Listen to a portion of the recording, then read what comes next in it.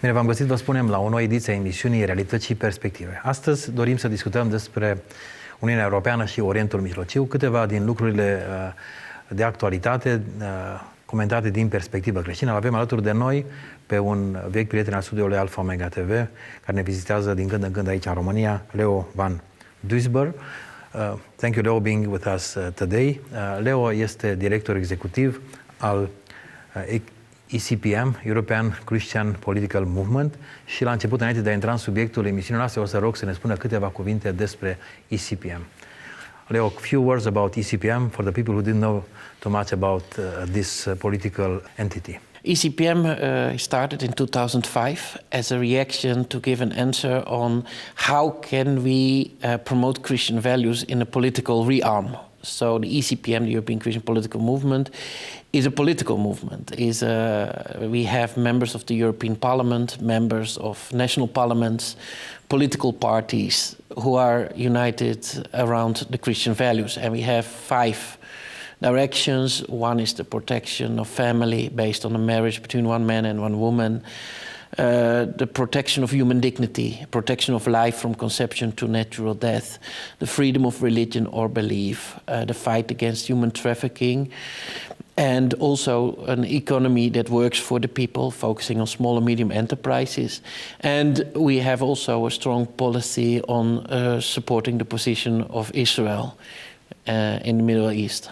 So this is a point that we want to start our discussion, and from the beginning, because we want to talk first about Israel and EU, of course after that about other Middle East areas. We want to insert from the beginning a short story, a news segment that we air in our weekly program, Jerusalem Deadline. President Trump has pledged to move the U.S. Embassy to Jerusalem, yet the Palestinian Authority wants the city as their future capital. CBN's Scott Ross took a tour of the city and uncovered the significance of Jerusalem that is becoming more and more the crossroads of history and prophecy. Jerusalem's old city, the Temple Mount, and the Mount of Olives all share common bonds. In addition to biblical significance, they're all in the part of the city Palestinians want as their future capital. Scripture says Jerusalem is a city set on a hill. And we are standing on the hill, the Mount of Olives, and we are overlooking the Temple Mount.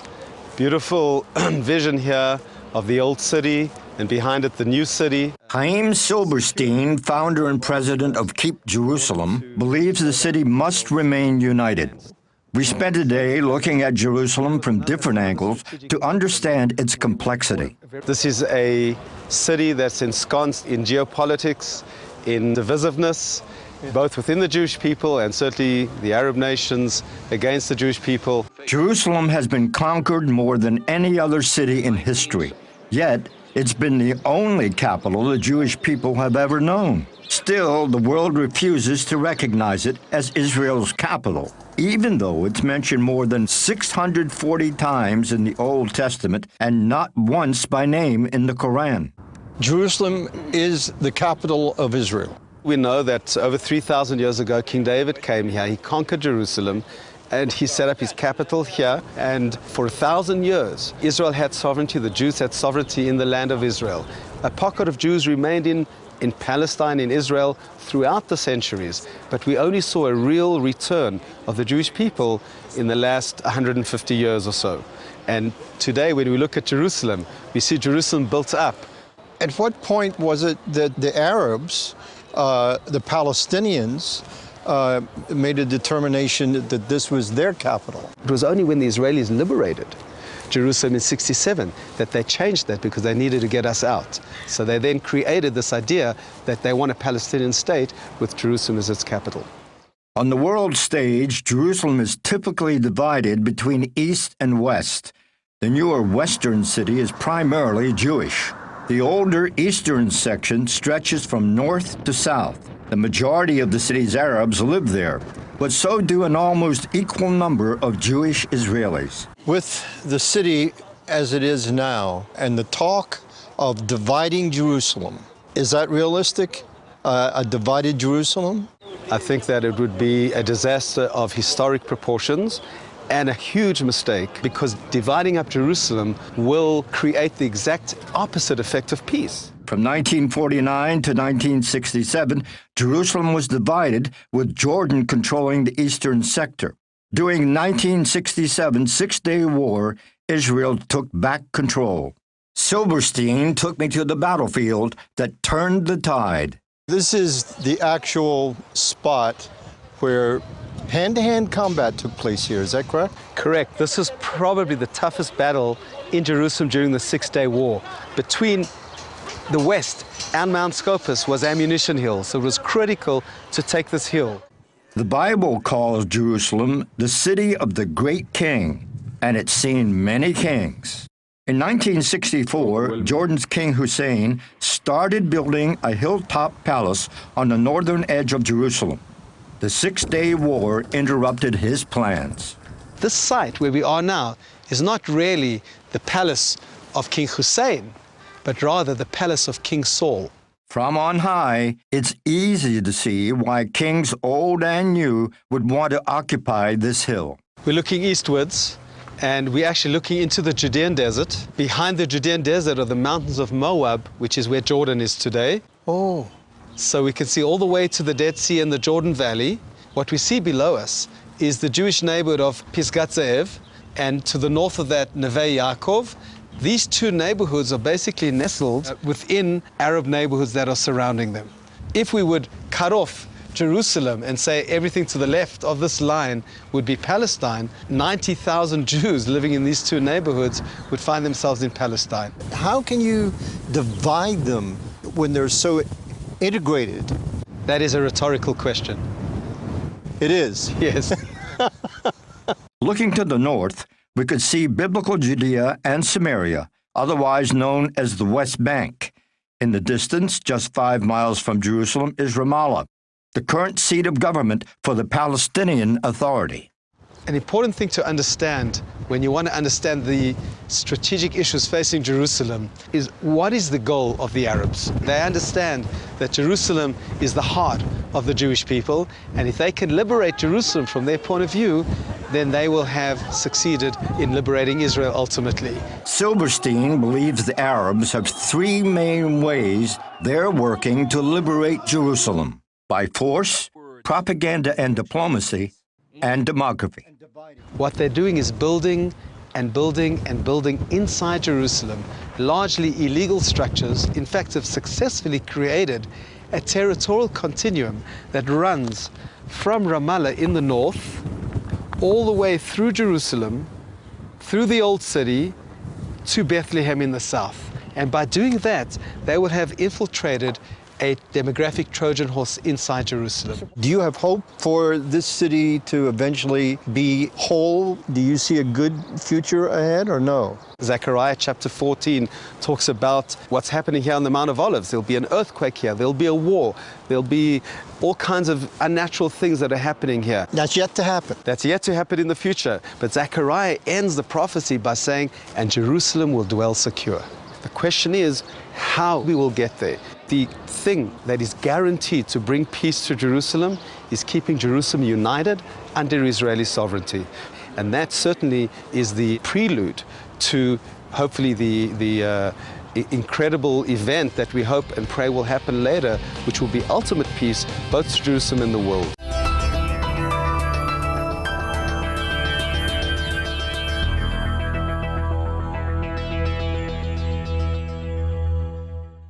We are here at Realities and Perspective, a special program on Alpha Omega TV schedule. Leo, we just saw a short summary of the events around Jerusalem, and we have a perspective for our next minute of discussion.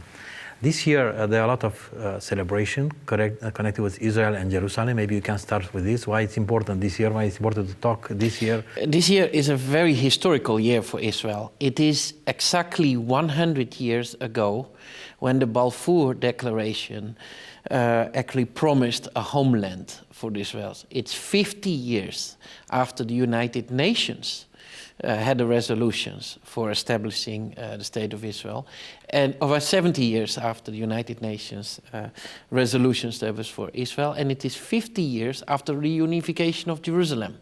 So it's a very historical year, and And we need a lot of prayers and celebration in this, because on the 6th and 7th of June, exactly on the dates of the reunification of Jerusalem, also the first Jerusalem National Prayer Breakfast will take place, where Christians and Jews, politicians, NGOs, religious leaders will pray together for the peace of Jerusalem. So in that respect, it is a very historical year, and we hope that and see and pray that God will do miracles in this, especially in this year. We saw in this short video that there are different strategies from the enemies of Israel to divide Jerusalem, to fight against Jerusalem, to reoccupy Jerusalem, demographic, political diplomacy. Maybe you can make some comments on the battle for Jerusalem, for Israel in this season. It's a big battle on Jerusalem. As the video also showed, is that in 1948, when the young state of Israel was attacked, Jordan occupied the parts of Jerusalem, and it was in two halves. And Israel conquered back the Jerusalem and the part in 1967. Although the European Union has the battle, what you see a lot is in the European Union. Actually, unfortunately, the European Union has very strong opposition against this, against Jerusalem as being a united city of Israel, a united capital of Israel. So it says actually that it focuses on what they called the two states solution, and they don't recognize the borders after 1967. And even so, they even call Israel like occupying these areas. But then my question is, occupying from who? Because they conquered it from the Jordans, not from the Palestinians, and it was based on a defense. So they defend themselves, and they conquered these areas. So it is not, in my opinion, first of all, I think it's already a big mistake to call that occupied areas. You can call it, in my opinion, like disputed areas, like also in the Western Sahara, but occupying is quite strong. In 1947, the United Nations, through a resolution, proposed a kind of impartition of the country, in which actually Israel agreed, but the Arabs did not agree. On the contrary, they started to attack in 1948. Then the country was like kind of divided in a kind of after the ceasefire. But are these complete frontiers, and from who? Then in 1967, the Arab country Jordan and Syria started to attack Israel, and they defended themselves, and they conquered, and Jerusalem was united. So that's the first case. Like, why do they call it occupied territories? That is one question. So at least at this point, at least to be very careful, instead mention occupied territory, at least to have this language. I would call it disputed territories. I mean, not occupied territories. Also, like it was always called like Judea and Samaria, and then when Jordan was occupying it, it was called the West Bank. So also the name has changed. So the European Union, according to Mogherini, the EU Special Representative, or so, is that the European Union will not recognize Jerusalem. Only they want to have the two-state solution. So they said Jerusalem should be from the both states, from the Palestinian state and from Israel. And as long as it is not recognized, they regard Jerusalem as being occupied by Israel. That is the position of the European Union. And so it is a battle, and the battle goes even further, not only the European Union, but a very strange resolution has passed by the UNESCO not so long time ago. And that goes even further. It's like not even recognizing of Jerusalem, but even the historical heritage of Jerusalem is denied by just calling it the Arab name. And that is a very controversial resolution, because UNESCO has as a main aim to preserve the historical heritage, and then they deny the historical ties with Israel. So actually, you denied actually just what is written in the Bible, and the archaeological foundings and so on. So Jerusalem is a battleground, and is the main battleground at this moment. Now, with the moving of the embassy to Jerusalem, in Israel, there are, of course, it's good to unite Jerusalem in one thing, but there is also another fear. I mean, at this moment, there is a relatively peaceful relations with the countries around. So there is another fear in Israel that when Jerusalem will be united, is that good? Because probably that will create a lot of tensions and maybe even wars with the countries around them, while there is now a time of relatively peace with the neighboring countries.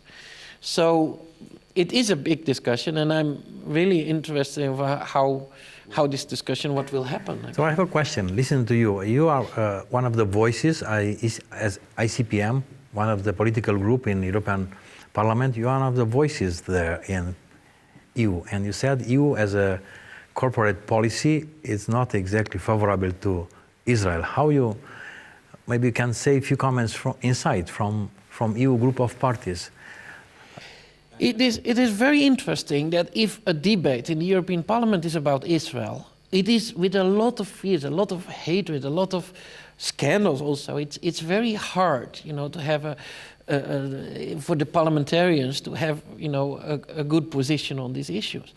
And it's very much one-sided also. I think also about, for example, Federica Mogherini, the EU representative.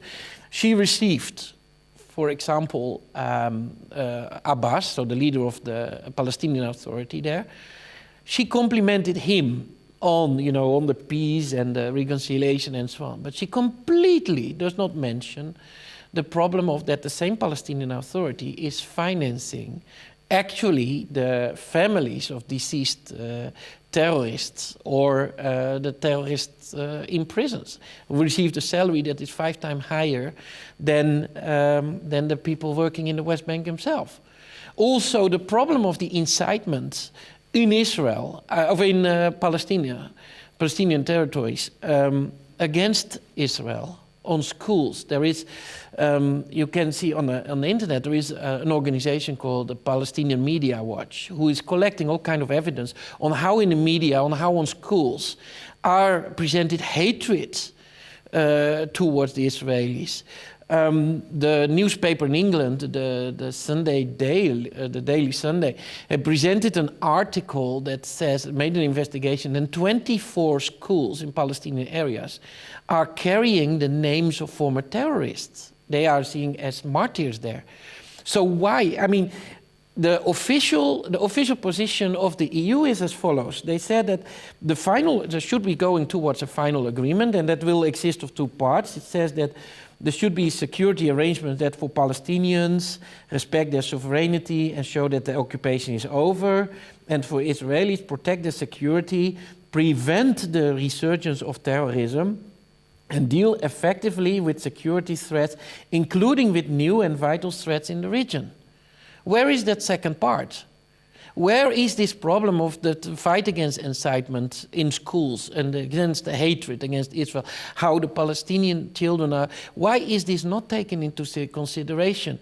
There is a lot of discussion about the settlements, but they take one problem out of a whole. How can the overall security of Israel can be guaranteed? And this one-sided, you see continuously actually that it is very much focused more and more on protecting the Palestinians, but not focusing on the position of Israel. And then the members of parliament, they are actually where we are working with. So we have, as ECPM, we have 6 members in the European Parliament, and there are more parliamentarians also focusing on or trying to protect for Israel, trying to stand up on the issues. And it goes further and further, because in November 2015, the EU issued new guidelines for the labeling of products from Israeli settlements in Palestinian territories, which is an act of discrimination. Actually, they say like, okay, these products are actually from areas occupied by Israel. So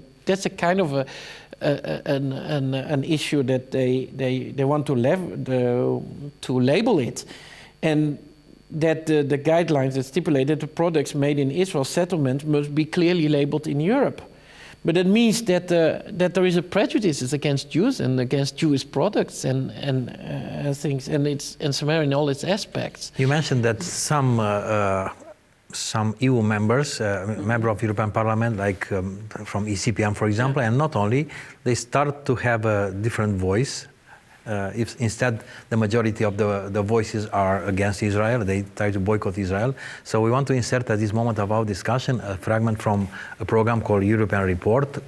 It's a monthly program that we broadcast here at Alfa Omega TV, when some member of the European Parliament makes some comments on Jerusalem. Can you share what Jerusalem means to you, but also what Jerusalem means in terms of our Judeo-Christian heritage? I think this has been something that Christians are a bit confused about. We don't really understand what Jerusalem is about. We've been taught that we're looking for a heavenly Jerusalem, and that God is not really concerned anymore with specific cities or pieces of real estate. He's not concerned about the political realities because it's all about a spiritual Israel. Well, what I think we're rediscovering now is that actually God is very concerned about the physical, literal Jerusalem, because it's got everything to do with his kingdom that is going to come when the Messiah comes again. We believe is Jesus Christ. Many Jewish people are waiting and watching to see who it might be. But it's going to be about a place of Jerusalem, and the Jewish people are going to be there. It's his people. And the Bible is full of promises about how important Jerusalem will be. It's the place where the Lord will send his word into the nations. It's going to be the place where he's going to rule the world from, not from New York, not from Geneva or Paris, but from Jerusalem. And this is a challenging issue for us as Christians to re-understand. Then why do you think that the EU is content on dividing this city between the Jewish West Jerusalem and Arab East Jerusalem? I think Jerusalem is the core of the conflict. So Europe wants to keep its finger in the pie in the Middle East. And in order to do that, they have to solve the Jerusalem issue. Because on the Arab side, they've said the key thing they will not give up on, at least one of the conditions they'll not give up on, is having East Jerusalem as the capital of a Palestinian state. And Europe bought into that, I think, as early as the late 60s, or certainly the early 70s after the Yom Kippur War, when they realized in order to have a positive relationship with the Arab world, they had to reach some kind of compromise on Jerusalem. And that was to create a Palestinian state. And they're very committed to these so-called pre-67 borders, which in my view have no legal basis whatsoever. It's a political choice because it's got to do with Europe still having a role to play in the Middle East. The EU is blindly following the internationalization strategy of the Palestinian Authority. Don't negotiate with Israelis, have your demands to them via the international institutions, and try that the international institutions compel the Israelis to give in to all the demands of the Palestinians without any concession. That is totally blind. Also disqualifying the EU, not only in Israelis' view, but also on a large part of the Europeans, to be a peace broker. What the EU is not doing is taking carefully into account the rightful security concerns of the Israelis, even with so many years of bloodshedding in Syria. What the EU at the moment is doing is preventing peace, is preventing the Palestinians and even supporting the Palestinians not to negotiate. If, for example, there was a peace treaty and the Israelis and the Palestinians make peace, there's a Palestinian state, and East Jerusalem becomes the capital of this Palestinian state, how can those very important religious freedoms that are in the holy city of Jerusalem now still be in place under Islamic-led government? The parameters for a solution to the Middle East conflict are more or less settled. I mean, there are some details to be worked out. and this is where the international community stands at the moment. You know, looking at the Oslo Accords, of course, Jerusalem is one of these last issues to be settled through negotiations.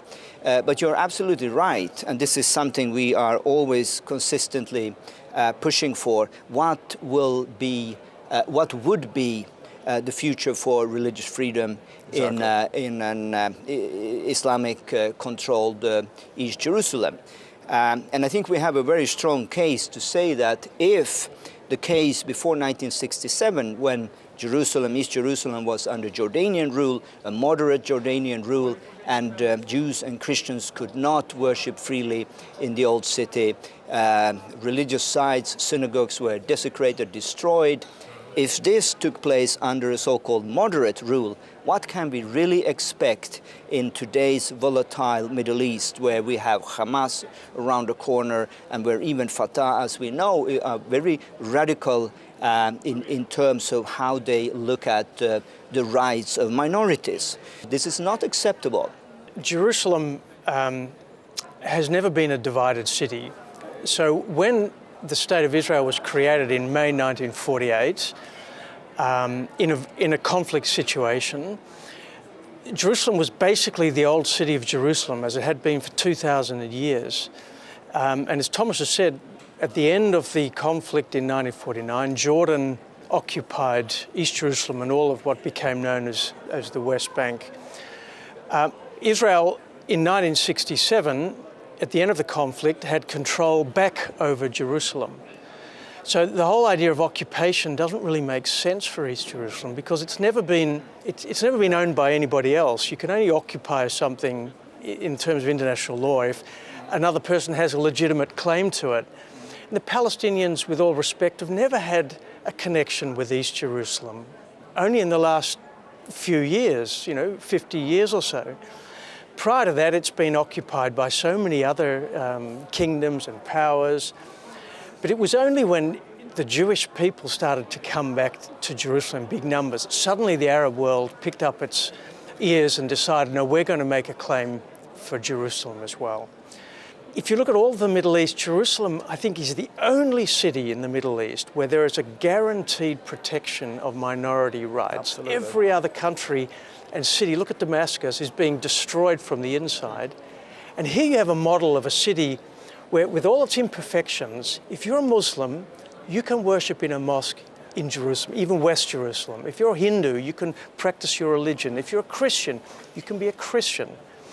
So the idea of Israeli control is very much connected with not imposing Judaism, but protecting all minority rights. And we think Europe should, instead of condemning Jerusalem, should be embracing the current regime in Jerusalem and helping to make it even better, but definitely not to be dividing it.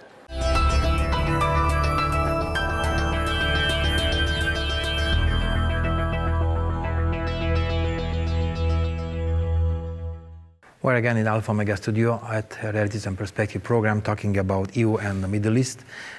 We saw in this short segment from European Report program talking about the same issues, about the status of Jerusalem, about the occupied territories. It's really the status of Jerusalem, the main issues on the Palestinian-Israeli peace process. Maybe make some comments on this. Yes, I can only agree what the people says in this video. What was also said, it is called occupied, and again, I would not call it occupied. I call it maybe twisted areas or this issue. And about Jerusalem, yes, that is true. What I was touching in this movie is that in this clip is that.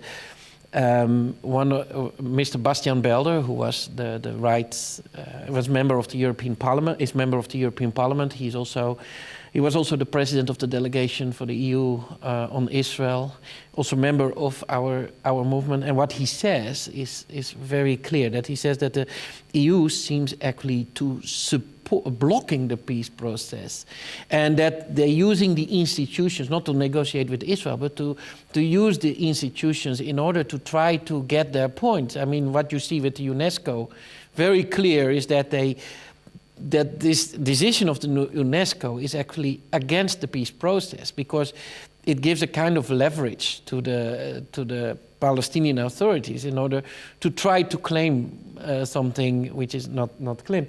And how the EU is also actually blocking the peace process. Besides that, for example, the declarations of Mogherini were very one-sided, not focusing on the problems which are on the Palestinian side.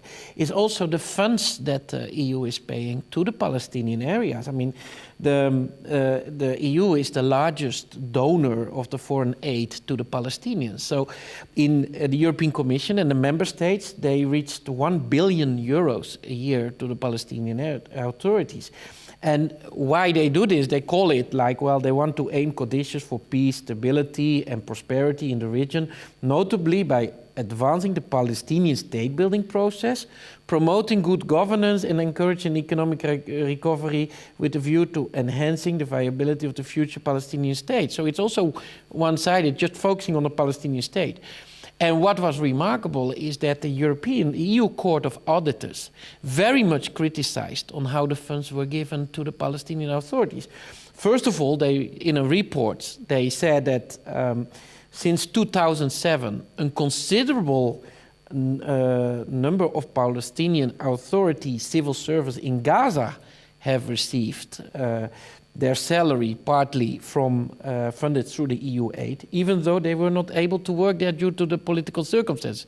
That's one thing. But the second conclusion what they made was even also related to this clip, is that they said that the court also criticized the absence of any conditions to EU aid to the Palestinian Authority, an approach that they mentioned that reduces the potential leverage of the EU to push for more reforms within the Palestinian Authority. So also the court found that the EU paid insufficient attention to how the money actually is spent. So what do you see in reality if you look to the spending of the money of the Palestinian Authority? Is that the Palestinian Authority, for example, they also funded kind of curriculum that includes incitement to violence on kind of cultural events, how they call that, even results in festivals of hate. But on the second issue, also NGOs that are funded, that are towards several projects against Israel. So think about movements that calls for a boycott of all Israeli products. And also to what I was mentioned also for that the Palestinian Authority also pays money to terrorists of families of seized terrorists in suicide bombings, for example, with a salary that's 5 times higher, which actually, according to the Israeli Foreign Affairs Ministry in 2012, says that the budget used by the Palestinian authorities for these convicted is about 16% of their annual foreign donations and grants of the budget of the Palestinian authorities. So the EU is funding Palestinian Authority, which is focused on creating peace, while the Palestinian Authority is 16% using actually encouraging, families and financing actually salaries of convicted terrorists, or families or seized terrorists, and in the same time focusing on, having also names of schools focused on martyrs. So where is this promotion of peace by using the European funds? So in this way, I believe that the EU is really in this blocking the peace process by all aspects. Beyond numbers on funds, we as Romania, we are concerned about the EU money, because part of the EU budget is coming also from Romania, from our pocket. Yeah. And our viewers, members of different churches, Orthodox, Catholics, Evangelical, are concerned as a nation about finding this information from you, are concerned about how EU is using the money who are also part of the Romanian contribution. Yeah. I don't know exactly if it's true. This could be a big concern, and maybe our member of the European Parliament have to know to represent our interests and to have a voice there. It is true. Even the EU Court of Auditors says that it is a problem. it is a problem that there is a lot of money going without sufficient control, which actually is very difficult to push the Palestinian Authority to reform if there are no control on how and where the money is going and how it is being used. So indeed, every member of the European Parliament should press the European Commission to ask more clearance and procedures on how it is.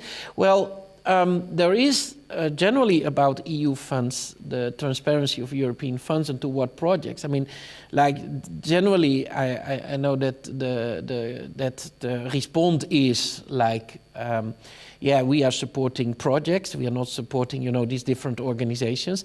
But still, I mean, if it is so clear and there is so clear critics from the EU auditors, then there should be changed something, or there should be more transparency on this, or it should be, I think, so the European parliamentarians, yes, they should ask and continue asking how the EU is using this money for which kind of projects, and how is, and how can we be guaranteed that the money is used in the right way? A short question: why it's this anti-Semitic spirit? In fact, this aspect, financial aspect, and many other decisions and one-side position from Mogherini and from other members of the Parliament told us that it's still a strong anti-Semitic spirit in Europe. Maybe not at the level of the church, but at the level of the political structure. Do you see a difference between these? Because I know many churches, more and more churches, at least in Romania, they are pro-Israel, they are pro-God's plan for that region, for the Middle East. And why at the level of political structure it's the opposite position? It's difficult to say. I mean, I know that International Remembrance of the Holocaust Association, the International Holocaust Remembrance Association, they made a kind of a new declaration in which they put the link between anti-Semitism and the neglection of the State of Israel. And yeah, I don't know exactly, like, if you look to anti-Semitism in Europe, it is increasing. There was a new report on the EU Fundamental Rights Agency that says that the anti-Semitism in Europe generally is increasing. In France, it's a little bit decreasing, but in Germany and other cities, it is increasing. I'm sometimes feeling also so surprised that how is it so difficult to have, a good discussion on the situation of Israel based on debates and discussion, to have an open discussion on this issue. For example, I was intending to organize, organize generally about Israel, and if you then invite all the members of the European Parliament, you can expect that there will be certain scandals or people standing up and so on. Yeah, it is very polarized. It looks like either you are for Israel or you are against Israel. It is very difficult to have really a clear discussion on, what is the real situation, what is the international basis, and why is it so difficult to, for example, to discuss about the incitement on schools or other issues. I mean, yeah. But at least your voice, as ICPM, it's one of the voice as a Christian group, more clear and more biblical, I think. Yes. Of course, our vision is based on the biblical, on the Bible, of course. At the other hand, we organized in December. We organized a big conference in collaboration with the European Coalition for Israel also, and we were thinking let's have, besides of discussing about the situation between Israel and the Palestinians, I think also that the EU can learn a lot of things about Israel, and that is also a thing that we need to develop. So we organized a big conference about security and terrorism, what the EU can learn from Israel, because they are very much expert. There are also other areas on innovation, for example, or on agriculture, or on the way how Israel is helping, in situation of disasters. I mean, there are so many things that we can learn from Israel. So I think that as ECPM also, we of course we need to stand up on this issue, but also we need to create that Israel is a democracy. The few democracies on this area, it's based on on the rule of law. It is based on parliamentary democracy. And so we have to focus on that issue too. And interesting enough is that when this conference was organized, there was a lot of attention on this issue. A lot of people participated on this. So I think that there are several aspects that we need to highlight on Israel on the European level. You mentioned Israel, it's one of the biggest democracy in the Middle East area. Yeah. Let's talk in the following minutes about another area, talking about democracy, about Turkey. We want to insert a short video about an event happened a few months ago, but recently, a few days ago, was an important event also in Turkey about the new, about the law, the adjustment of the law, and about the possibility that the president get additional powers. But let's have a video about the events happened a few months ago. The recent coup attempt in Turkey shook an important Middle East nation to its foundation. But the aftershocks could reverberate beyond the Middle East. Chris Mitchell tells us why. Since Turkish President Erdogan and his supporters defeated July's attempted coup, he's dismissed or arrested thousands of soldiers, judges, and teachers. The government also shut down more than 130 media outlets. Erdogan blamed a man named Fethullah Gulen for the coup. The two were former allies, but after falling out have become bitter enemies. Gulen fled Turkey in 1999 and gained asylum in the U.S. He now controls a large movement from his Pennsylvania home, including many supporters inside Turkey. He denies any involvement in the coup, but Erdogan's purge seems designed to target many of them. Gulen had millions of supporters. If you accuse any one of them now and see any one of them as responsible for this failed and stupid coup, what do you do with these millions of people? Well, will they not be able to work? So how wide is the circle that you are punishing for this coup is a big question. Former Israeli diplomat Alon Liel says Erdogan took power in 2002 and began a quiet Islamic revolution. He slowly reversed secular reforms put in place by former President Kemal Ataturk in the 1920s. All the bureaucracy was secular, and he was a religious leader. He wanted to change Turkey. There is no due process now in Turkey. We have a dictator. We have a sultan. His name is Recep Tayyip Erdogan. Harold Rode, the former head of the Turkish desk in the Pentagon, says Erdogan has ambitious goals. And his goal is to basically bring back Islam as the ruling identity of the entire Islamic world. His way, his Sunni particular way, it's my way or the highway, and then to take the entire Muslim world and to advance Islam to take over the entire world. Erdogan, it seems to me, would like to be that caliph of the entire Muslim world and eventually the entire world. Erdogan once said, democracy is like a streetcar. You ride it until you get to your destination. As a NATO member, Turkey's coup response and Erdogan's consolidation of power are setting off alarms in the West. Erdogan has used that coup as an opportunity to destroy any remnants of democracy in Turkey. People are petrified. He has arrested over 50,000 people. He has given an order that any Turkish academic abroad must return home. If I were a Turkish academic in the United States or in Europe, I'd right away be asking for asylum. Liel says the coup provided Erdogan the ammunition to accelerate his revolution. Chris Mitchell, CBN News.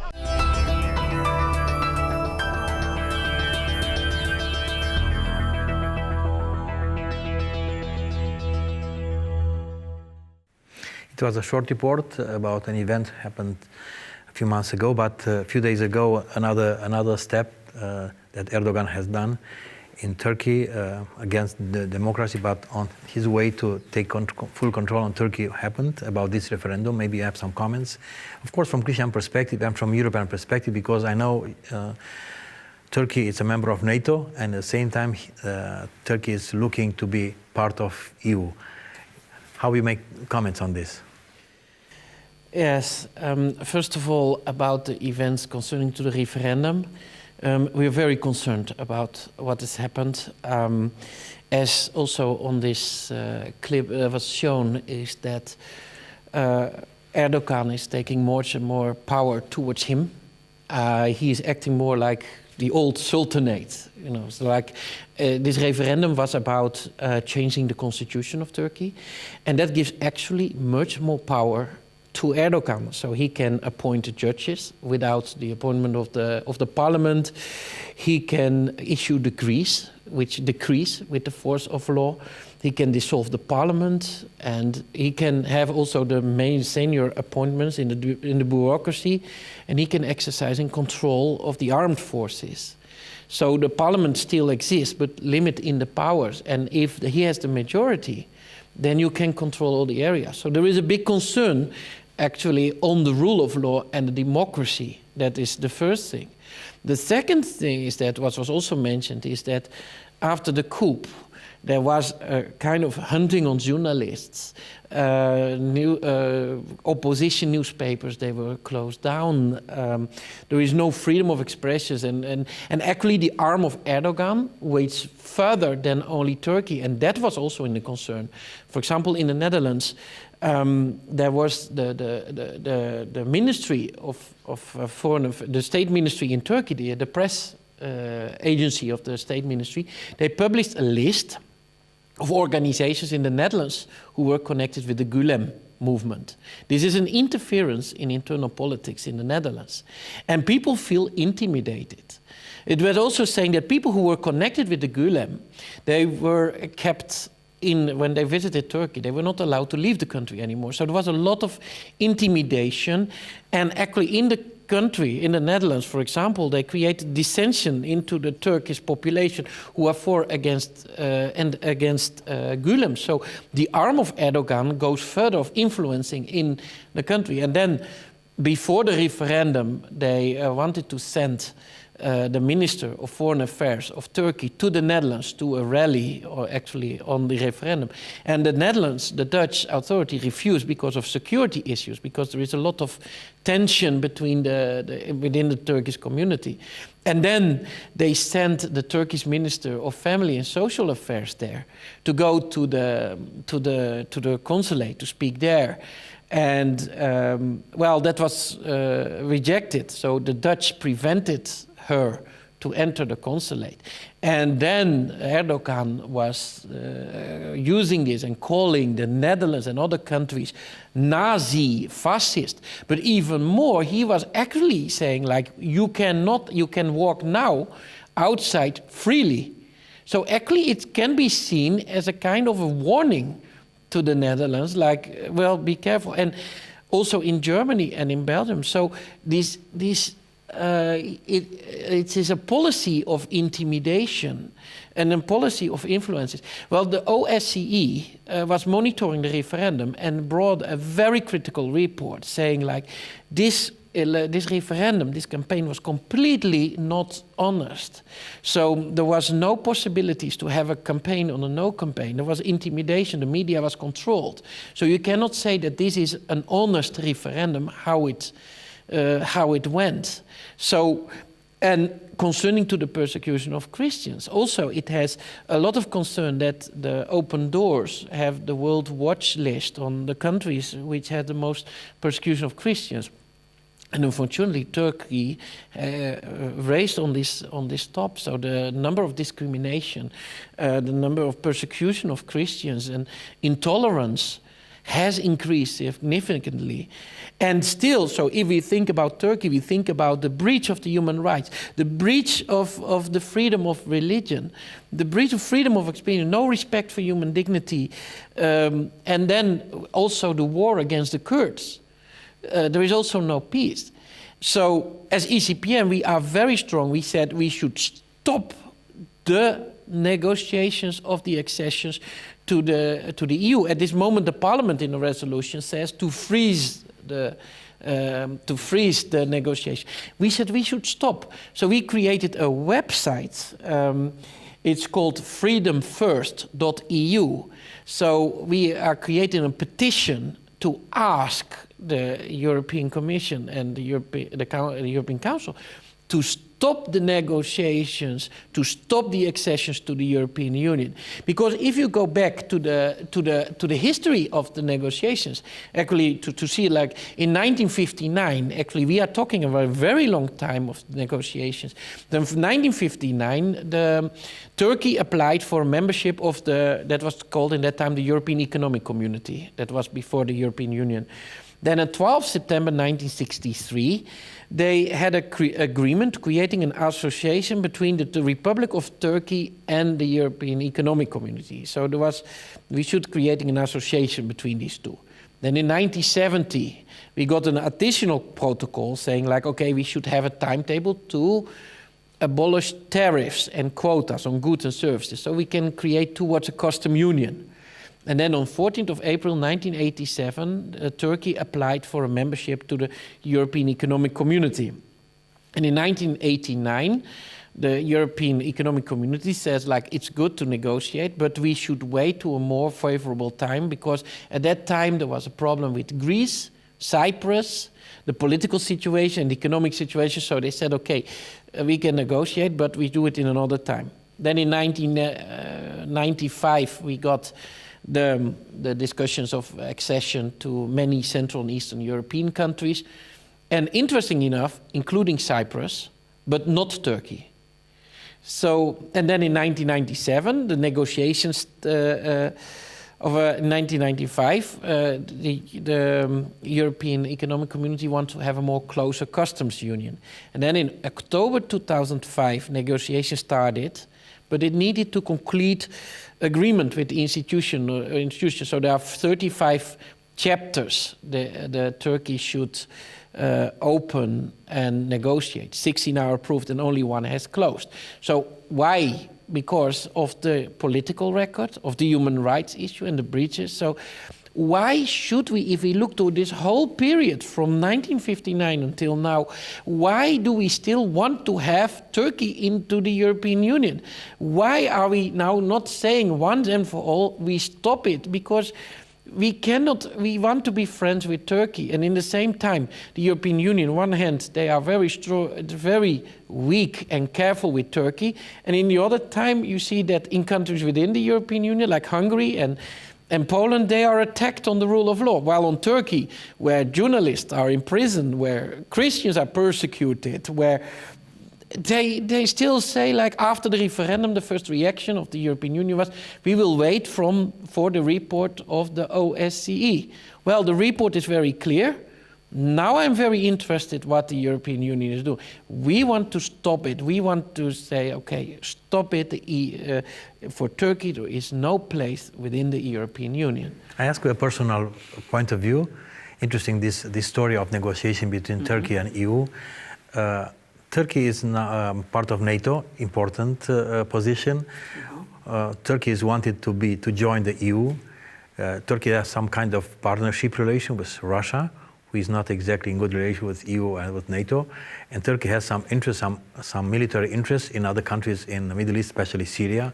How you see this position? It's a very strange position for a common viewer from our TV network. Yes, well, Turkey is, if we think about the situation of Syria, I don't think that the EU should focus more on Turkey. I mean, if you look to the position of Turkey in Syria, I think if we really look to this aspect, which is one of the issue, because one of the issues is that we are facing also the refugee crisis. There has been a deal made with Turkey. The problem is, what I think is, it's really working, yes or no, especially as I understood, is that in Greece, for example, because of the bureaucratic measures, it's very difficult for them to send people back to Turkey. That's one issue. And then the EU thinks like, okay, let's be friendly with Turkey in order because of the situation in Syria. I think that is a wrong choice, because if you look to the situation of Syria, we should focus on the Christians in Syria, and we think then about the northeastern part of Syria. We see that the Christians and the Kurds, in collaboration with the Kurds, and so that they made the Syrian Democratic Forces, and they are successful actually in collaborating and quite in defeating ISIS. So if you really want to support this problem. You have to be involved, if you want to solve the problem of the refugees, you have to be involved in Syria too. And where do you have to be involved in Syria is in the northeastern area, in which there are the Syrian Democratic Forces, who does not get any support of the Syrian government, neither from the opposition, but are successful in actually defending themselves against ISIS. That is concerning to the Syria matter. Concerning to Russia, there were tensions between Russia before. I mean, after the plane was shot down, a Russian plane shot down by Turkeys for some time ago. After that, they came more together. But that would be a very interesting alliance if you think about Russia, Turkey, Iran. What will be the relations against them, and this is getting more and more tense. But you mentioned the NATO, but the EU is an economic bloc, and why do we continuously want that to have the option open of Turkey entering the EU? Also because of what Erdogan also mentioned once, which is more in an interview that he said once, is that that Erdogan wants to have an Islamic empire. He said in one of his interviews, he said that the mosques are our barracks, the domes are our helmets, the minarets are bayonets, and the faithful are our soldiers. So if someone says it in an interview, what is really the basis? What should be our position against? It's a summary of his Turkey? agenda, in fact. Sorry, it's probably a summary of his agenda, but with his referendum, he can remain ruler of Turkey probably until 2029. So it is much concerned and on the situation of Turkey in this area. Leo, because we have only 2 minutes, we want to stay for for the last question of our program.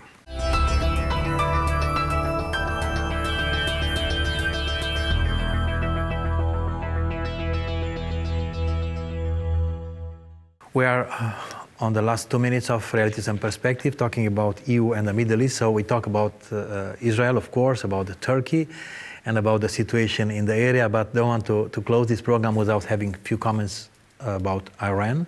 Of course, many say Iran is a threat for Israel, for United States, but it's also a threat for EU. Maybe you can have a comment on 2 minutes about this. The biggest issue concerning to Iran is that there has been signed a nuclear deal in 2015 in which the EU took part, the United States, the five actually, the countries of the UN Security Council, plus Germany, plus the EU.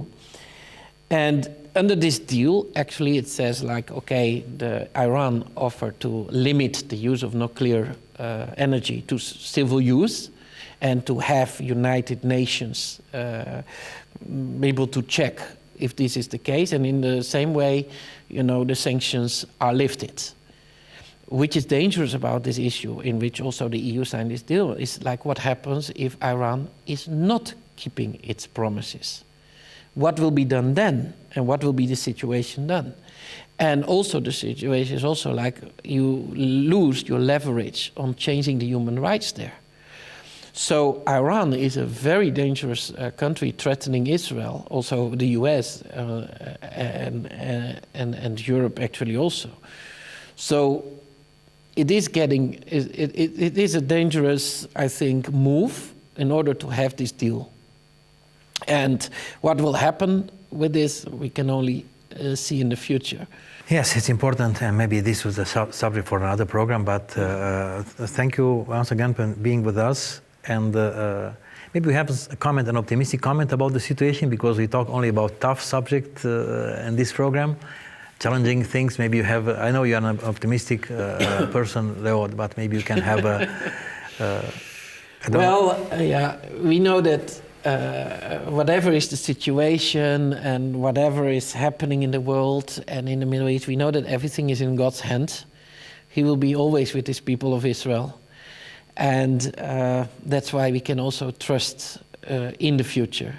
Thank you, Leo, for this comment. This was a special program about EU and the Middle East, having with us Leo van Doesburg, the Director for Foreign Affairs of ECPM. May God bless you.